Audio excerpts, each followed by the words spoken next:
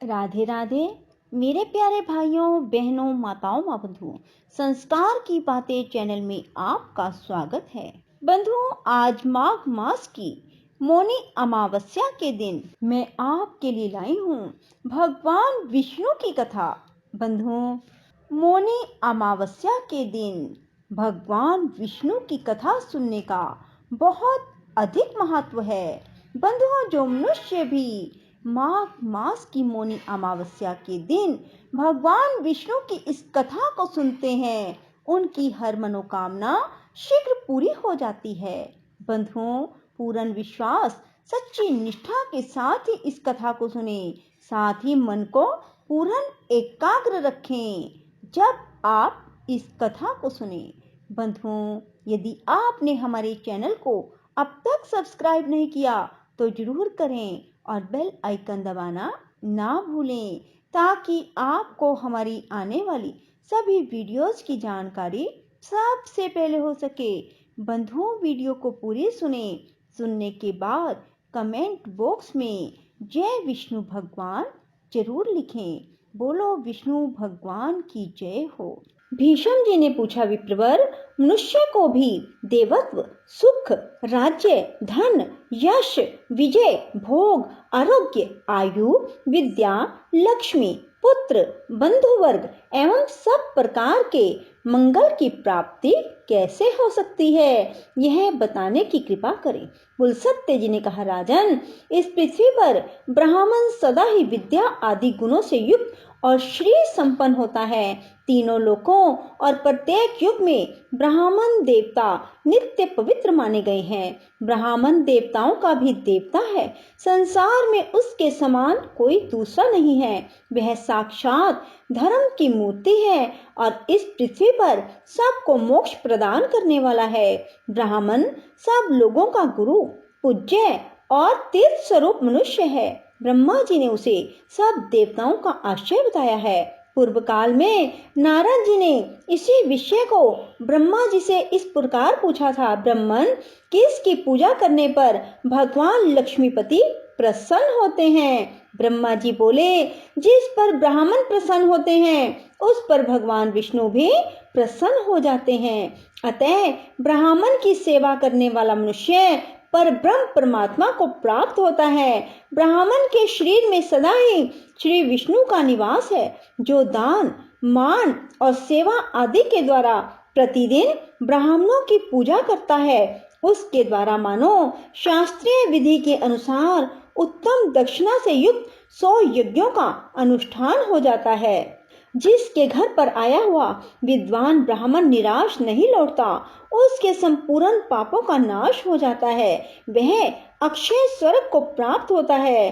पवित्र देश काल में सुपात्र ब्राह्मण को जो धन दान किया जाता है उसे अक्षय जानना चाहिए। वह जन्म जन्मांतरों में भी फल देता रहता है।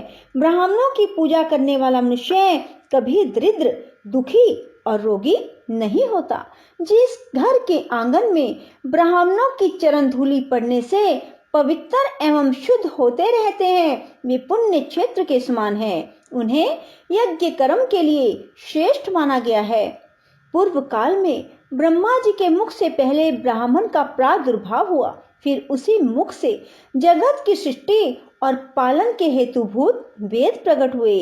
विधाता ने समस्त लोकों की पूजा ग्रहण करने के लिए, समस्त यज्ञों के अनुष्ठान के लिए ब्राह्मण के ही मुख में वेदों को समर्पित किया।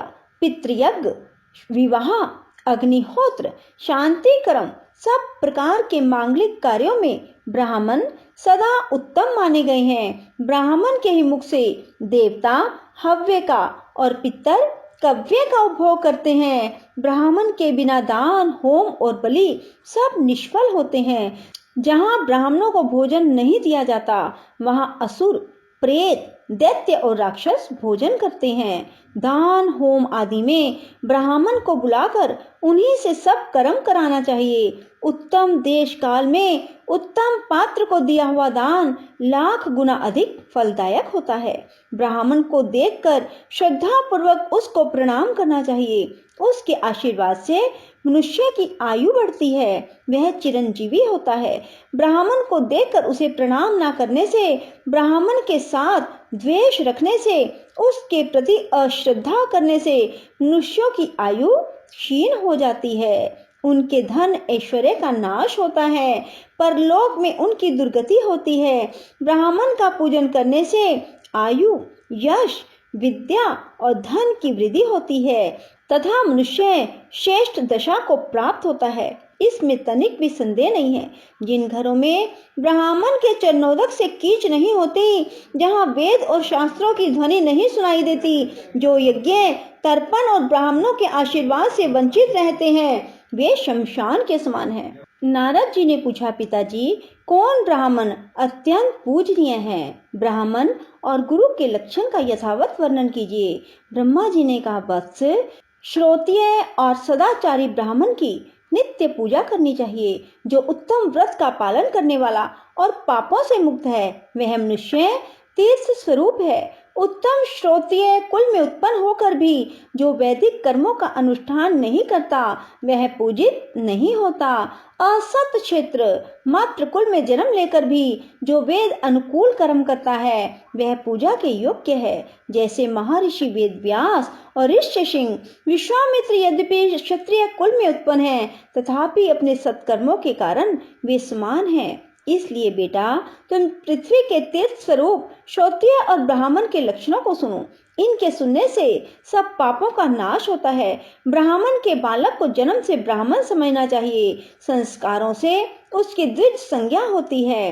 विद्या पढ़ने से वह विप्र नाम धारण करता है। इस प्रकार जन्म, संस्कार और विद्या, इन तीनों से युक्त होना श्रोत्रिय का लक्षण है। जो विद्या, मंत्र, वेदों से शुद्ध होकर तीर्थ स्नान आदि के कारण भी पवित्र हो गया है, वह ब्राह्मण परम पूजनीय माना गया है। जो सदा भगवान श्री नारायण में भक्ति रखता है, जिसका अंतःकरण शुद्ध है, जिसने अपनी इंद्रियों और क्रोध को जीत लिया है, जो सब लोगों के प्रति समान भाव रखता है, जिसके हृदय में गुरु, देवता, अतिथि के प्रति भक्ति है, जो माता पिता की सेवा में लगा रहता है, जिसका मन प्राय स्त्री में कभी सुख का अनुभव नहीं करता, जो सदा पुराणों की कथा कहता है और धार्मिक उपाख्यानों का प्रसार करता है, उस ब्राह्मण के दर्शन से प्रतिदिन अश्वमेध आदि यज्ञों का फल प्राप्त होता है। जो प्रतिदिन स्नान, ब्राह्मणों का पूजन, नाना प्रकार के व्रतों का अनुष्ठान करने से पवित्र हो गया है, जो गंगा जी के जल का सेवन करता है, उसके साथ वार्तालाप करने से ही उत्तम गति की प्राप्ति होती है। जो शत्रु और मित्र दोनों के प्रति दया भाव रखता है, सब लोगों के साथ समता का बर्ताव करता है, दूसरे का धन जंगल में पड़ा हुआ तिनका भी नहीं चुराता, काम और क्रोध आदि दोषों से मुक्त है, जो इंद्रियों के वश में नहीं होता, यजुर्वेद में वर्णित चतुर्वेदमयी शुद्ध 24 अक्षरों से युक्त त्रिपदा गायत्री का प्रतिदिन जप करता है, उसके भेदों को जानता है, वह ब्रह्म पद को प्राप्त होता है। पिताजी, गायत्री का क्या लक्षण है? उसके प्रत्येक अक्षर में कौन सा गुण है? उसकी कुक्षी, चरण, गोत्र का क्या निर्णय है? इस बात को स्पष्ट रूप से बताइए। ब्रह्मा जी बोले, वत्स, गायत्री मंत्र का छंद गायत्री और देवता सविता निश्चित किए गए हैं। गायत्री देवी का वर्ण शुक्ल, मुख अग्नि और ऋषि विश्वामित्र है। ब्रह्मा जी उनके मस्तक स्थानीय है, उनकी शिखा रुद्र और हृदय श्री विष्णु है। उनका उपनयन कर्म में विनियोग होता है। गायत्री देवी सांख्यायन गोत्र में उत्पन्न हुई है। तीनों लोक उनके 3 चरण हैं। पृथ्वी उनके उदर में स्थित है।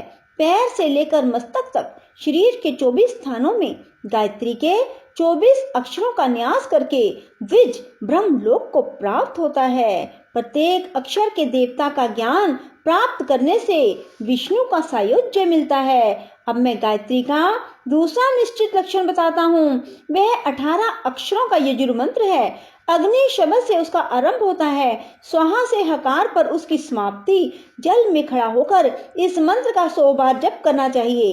इससे करोड़ों पातक और उपपातक नष्ट हो जाते हैं। जप करने वाला पुरुष ब्रह्म हत्या आदि पापों से मुक्त होकर मेरे लोक को प्राप्त होता है।